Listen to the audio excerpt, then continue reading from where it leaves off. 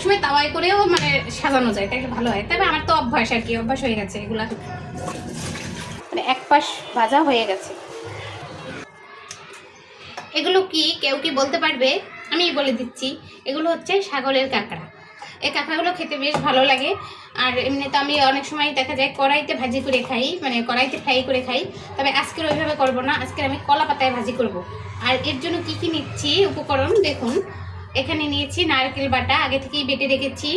আর এখানে নিয়েছি কিছুটা পেঁয়াজ কুচি, দিয়ে দিলাম লবণ, হলুদের গুঁড়া, এখানে রয়েছে মরিচের গুঁড়া, আর সাথে একটু আমি ধনিয়ার গুঁড়ো দিয়ে দিলাম, কারণ ধনিয়া পাতা নাই এর জন্য, তা না হলে দিতাম না। হ্যাঁ, আর হচ্ছে সরিষার তেল।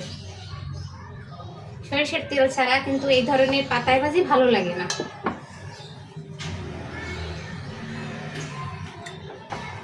আর এখন ভালো করে হাতে মেখে নেব, যত ভালো মাখা হবে তত ভালো।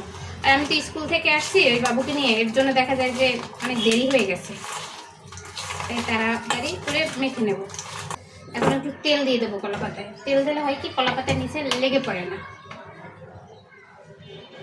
তাই মাছ ভাজি করতে হলে সব একবারে দিয়ে দিতে হবে, তা না হলে কিন্তু ভালো হয় না, সব কিছুই একবারে। একটু ভালো করে মাখিয়ে নিলাম, একটু তেল দিয়েছিলাম যে এর জন্য। এই একটা তাওয়া নিয়ে নিলাম, এখন উঠিয়ে দিয়ে দেবো। এই খুব সাবধানে কিন্তু এটা নিতে হবে। অনেক সময় তাওয়ায় করেও মানে সাজানো যায়, তাই ভালো হয়। তবে আমার তো অভ্যাস আর কি, অভ্যাস হয়ে গেছে এগুলা ছোট থেকে দেখতে দেখতে সব কিছু। চুলায় বসিয়ে দেবো, যে জ্বালিয়ে নিলাম চুলা, তারপর দিলাম বসিয়ে দেবো ঢাকনা দিয়ে, দিয়ে দিলাম। আস্তে আস্তে বসে হতে থাকো। এক পাশ ভাজা হয়ে গেছে। এত সুন্দর ঘ্রাণ, এখনই মন চাইছে খাই, খেয়ে নিই। খুবই সুন্দর ঘ্রাণ,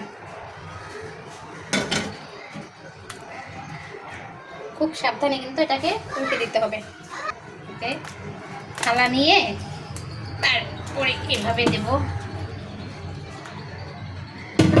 দেখা যাচ্ছে যে দাগ হচ্ছে সুন্দর, অনেক সুন্দর হয়েছে। তারপর একটু ঢাকনা দিয়ে দেব। হয়ে গেছে, এখন উঠাবো, নামিয়ে নেব। খুব সুন্দর আসছে কালারটা।